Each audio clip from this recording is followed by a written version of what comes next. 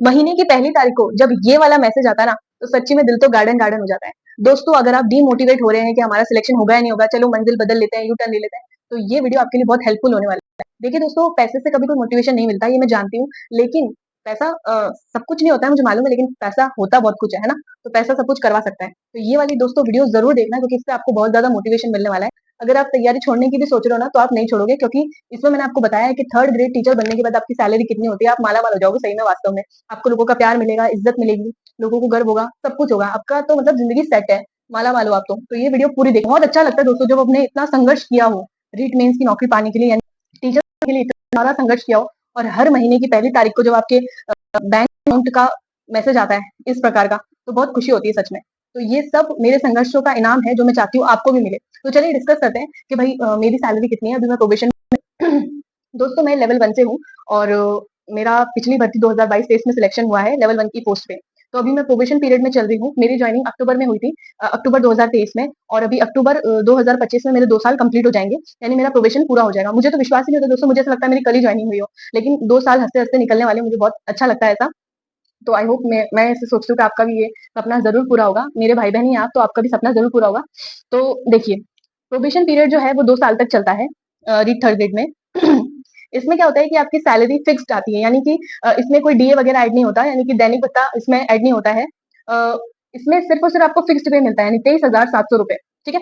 ₹23,700 आपको फिक्स्ड पे के रूप में मिलते हैं, जिसमें से कटौती होती है आरजीएचएस की ₹658 और जीपीएफ की ₹1100, यानी कि कुल मिला के आपकी जो सैलरी इन हैंड, यानी आपके खाते में जो आती है वो होती है ₹21,942, ठीक है? तो ये भी कोई छोटी बात नहीं होती दोस्तों। आप अभी तक वेले ही बैठे थे ना, बेरोज़गार थे, तो उसके करते तो ये अच्छी मतलब सैलरी 2 साल बाद तो आपके माला-माल होना है। प्लस अभी 8वाँ वेतन आयोग भी आएगा, तो कई लोग बोल रहे हैं कि जो यदि थर्ड ग्रेड के टीचर्स हैं, उनकी सैलरी तो 70,000 प्लस चली जाएगी।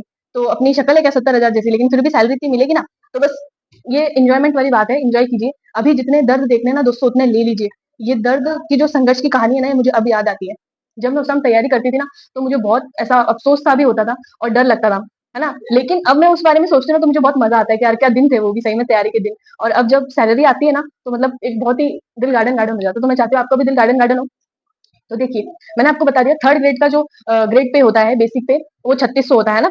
तो उस हिसाब से आपकी जो सैलरी 23,700 बनेगी, जिसमें से जीपीएफ मैंने बता दिया ₹1100 कटेगा, और आरजीएचएस यानी कि राजस्थान गवर्नमेंट हेल्थ स्कीम, उसके अकॉर्डिंग आपका ₹658 कटेगा, है ना? तो इन हैंड जो आपकी सैलरी आएगी अकाउंट में, वो आएगी ₹21,942। अब बात करते हैं प्रोबेशन के बाद की सैलरी, है ना? 2 साल खत्म, यानी मज़े-मज़े। और इसमें ये सीएल भी बता देती हूँ मैं, सीएल यानी कि कैजुअल लीव, आपको प्रोबेशन पीरियड में कितनी छुट्टियाँ मिलेंगी? आपको 15 सीएल मिलती है, उसके अलावा कोई छुट्टी आपको बेसिकली नहीं मिलती है ना? एक आपको मैटरनिटी लीव मिल सकती है, वो भी लेडीज़ को जो प्रेग्नेंट है या फिर वो जो भी है, वो आपको मिल सकती है, लेकिन इसके अलावा प्रोबेशन में आपको कोई छुट्टियाँ नहीं मिलती।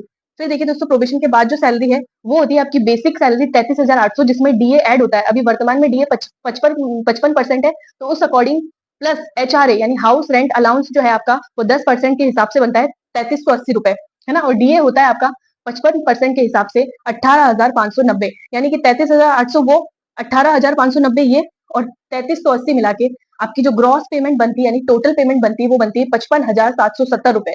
और ये आपका जब प्रोबेशन खत्म हो जाएगा, पहले साल की सैलरी में बता रही हूँ, आपको मालूम होगा हर हर 6 महीने में, जुलाई में और जनवरी में इंक्रीमेंट होता रहता है ना, दिसंबर में या फिर जुलाई में, तो आप जान सकते हैं इस चीज को।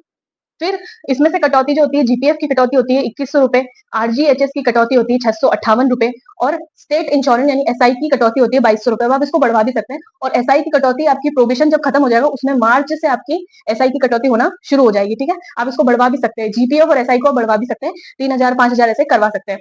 तो खाते में आते हैं कुल ₹50,812।